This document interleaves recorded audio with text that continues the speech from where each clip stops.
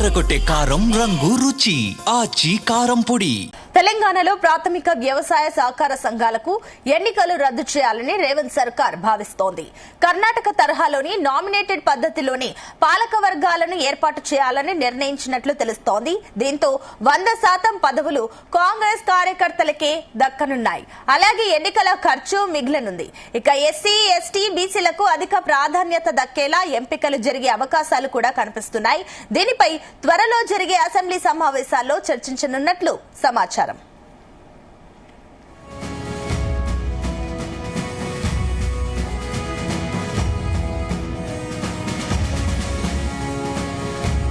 ఇదే అంశానికి సంబంధించి మరిన్ని డీటెయిల్స్ మా కరెస్పాండెంట్ వంశీకృష్ణ అందిస్తారు. వంశీ, ఏదైతే రాష్ట్ర ప్రభుత్వం వ్యవసాయ సహకార సంఘాలను రద్దు చేసినటువంటి విషయం మనందరికీ కూడా తెలిసిందే.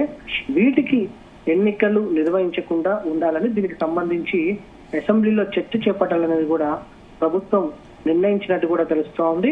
ప్రధానంగా మనము ఇప్పటికే చూస్తా ఉన్నాము, 4 రోజుల క్రితము ఈ ఏవైతే సహకార సంఘాలకు సంబంధించి పూర్తి స్థాయిలో రద్దు చేస్తున్నట్టు కూడా రాష్ట్ర ప్రభుత్వం ప్రకటన చేయడం జరిగింది. రాష్ట్ర వ్యాప్తంగా కూడా 904 ప్రాథమిక వ్యవసాయ సహకార సంఘాలు ఉన్నాయి. దాంతో పాటుగా 9 జిల్లా సహకార కేంద్ర బ్యాంకులు కూడా వీటిని పాలక వర్గాలను కూడా రద్దు చేసినటువంటి విషయం మనకు తెలిసిందే. ఈ సంవత్సరం ఫిబ్రవరికి వీటి సమయం ముగిసినా కూడా మరో 6 నెలల పాటు రాష్ట్ర ప్రభుత్వం పొడిగించింది. అయితే ప్రజెంట్ ఏదైతే పర్సన్ ఇన్ఛార్జ్ల పేరుతోటి ఏదైతే ఈ యొక్క సహకార సంఘాలకు సంబంధించి కూడా నడపాలని రాష్ట్ర ప్రభుత్వం నిర్ణయం తీసుకుంది.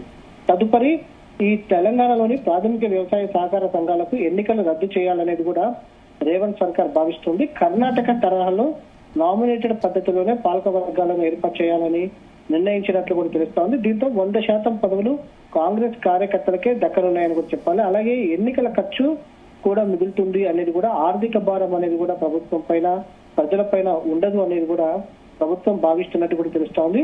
దీంతో పాటుగా ఏదైతే ఎస్సీ, ఎస్టీ, బీసీలకు అధిక ప్రాధాన్యం దక్కేలా ఎంపికలు జరిగే అవకాశాలు కూడా కనిపిస్తున్నాయి. దీనిపైన త్వరలో జరిగే అసెంబ్లీ సమావేశాల్లో చర్చించనున్నట్లు కూడా మనకు సమాచారం అందుతుంది. అయితే తెలంగాణ రాష్ట్ర ప్రభుత్వం సహకార రంగంలో భారీ మార్పులకు శ్రీకారం చుట్టిందని కూడా చెప్పాలి. ఎందుకంటే ఎన్నో సంవత్సరాలుగా వీటికి సంబంధించి ఎన్నికలు జరుగుతూ ఉన్నాయి.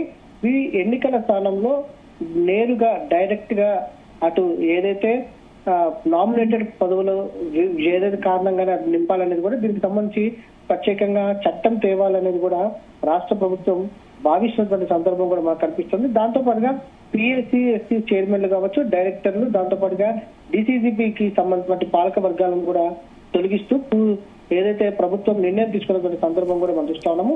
ప్రధానంగా ఏదైతే ఈ వ్యవసాయ సహకార సంఘాల పాత్ర ఒకసారి మనం చూస్తే మాత్రం గ్రామీణ ఆర్థిక వ్యవస్థకు సహకార సంఘాలు వెన్నుముక్క లాంటిదని కూడా మనం చెప్పాలి. రైతులకు అవసరమైన తక్షణ సహాయాన్ని అందించడంలో ఇవి కీలక పాత్ర పోషిస్తాయని కూడా చెప్పాలి. సాగు అవసరాల కోసం రైతులకు స్వల్పకాలిక, మధ్యకాలిక రుణాలను కూడా అందజేయడం చేస్తుంటాయి. వీటితో పాటు సొసైటీల ద్వారా సబ్సిడీపై నాణ్యమైన ఎరువులు, విత్తనాలను కూడా రైతులకు సరఫరా చేస్తాయని కూడా చెప్పాలి.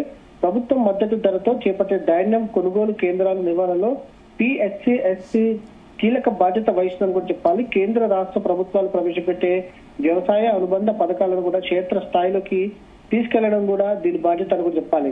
ఏదైతే కొత్తగా నామినేటెడ్ పదవులు అటు ఏదైతే కొంత సమయం పట్టే అవకాశం ఉంటుంది, అసెంబ్లీలో చర్చించాలి, దీనిపైన చట్టం తీసుకురావాలి. దీనికి సంబంధించిన బిల్లు కూడా ప్రవేశపెట్టి ఏదైతే దీనికి ఆమోద ముద్ర పడిన తర్వాత కొంత ప్రాసెస్ జరిగే అవకాశం ఉంటుంది. కాబట్టి అప్పటి వరకు కూడా ఏదైతే పిఎస్ఎస్ సంబంధించుకోవచ్చు, డిసిసిబిల నిర్వహణ స్తంభించకుండా ప్రభుత్వం ప్రత్యేకమైన ఏర్పాట్లు కూడా చేసిందని కూడా చెప్పాలి. తదుపరి ఏదైతే ఎన్నికలు నిర్వహించకూడదని నిర్ణయించిన నేపథ్యంలో కొత్తగా నామినేటెడ్ పదవులు ఏదైతే తీసుకురావాలని చూసిన నేపథ్యంలో అప్పటి వరకు పర్సన్ ఇన్ ఛార్జ్ కమిటీలకు లేదా ప్రభుత్వ అధికారులకు ఈ యొక్క బాధ్యతలను అప్పచెప్పాలని, ముఖ్యంగా 9 జిల్లాల డిసిసిబిలకు సంబంధించి జిల్లా కలెక్టర్లను బాధ్యులుగా నియమించడం ద్వారా పారదర్శకత కూడా పెంచాలనేది కూడా ప్రభుత్వం భావిస్తా ఉంది. ఈ నిర్ణయం పట్ల అటు ఏదైతే భవిష్యత్తులో సహకార ఎన్నికలకు సంబంధించి ఇక ఉండవు కాబట్టి, నామినేటెడ్ పదవులే ఉంటారు కాబట్టి ఇక నుంచి కూడా నేరుగా కొత్త పాలక వర్గాలు ఏర్పడడానికి నామినేటెడ్ పదవుల ద్వారానే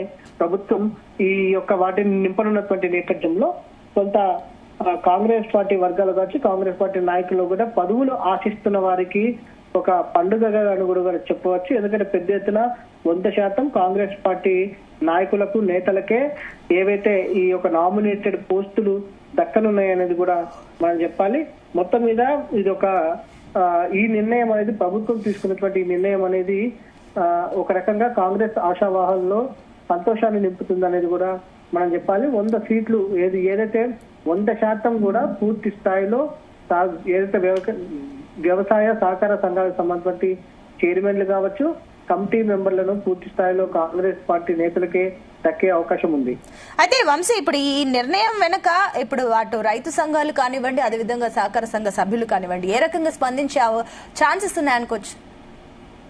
ఏదైతే ప్రభుత్వం తీసుకున్నటువంటి ఈ నిర్ణయం పైన 2 రకాలమైనటువంటి వాదనలు వినిపిస్తా ఉన్నాయి. ఒకటి, దీని ద్వారా ఎన్నికల ఖర్చు అనేది తగ్గుతుంది, దాంతో పాటుగా కొంత వ్యవసాయానికి సంబంధించినటువంటి నిర్ణయాలు తీసుకునే అవకాశం త్వరగతిన జరుగుతుందని చెప్పి ఒక పక్క అంటుంటే, మరోపక్క విపక్షాలు చూస్తుంటే మాత్రం ఖచ్చితంగా ఇది ప్రభుత్వం ప్రతిపక్షాలని దెబ్బతీయడానికి చేసే అవకాశం ఉంటుందని కూడా చెప్తారు. దాంతో పాటుగా ఈ యొక్క క్షేత్రస్థాయిలో వ్యవసాయ నాయకులుగా ఎదిగినటువంటి వారికి అవకాశం కోల్పోయే అవకాశం ఉంటుంది అనేది కూడా వారు ప్రధానంగా చెప్తున్నటువంటి అంశంగా కూడా మనం చూడొచ్చు.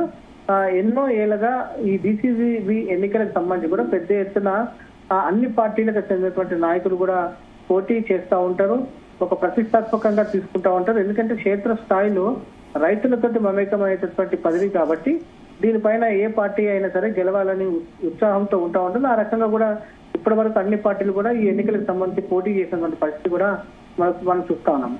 ప్రజెంట్ రాష్ట్ర ప్రభుత్వం ఈ నిర్ణయం తీసుకోవడంతో కూడా 2 విభిన్నమైనటువంటి వాదనలు వినిపిస్తున్నటువంటి సందర్భం మనకు కనిపిస్తా ఉంది.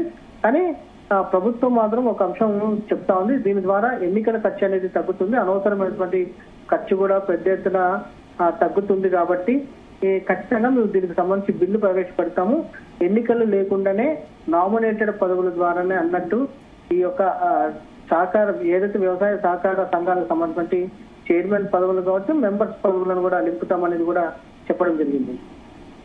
Right, thank you Vamsi.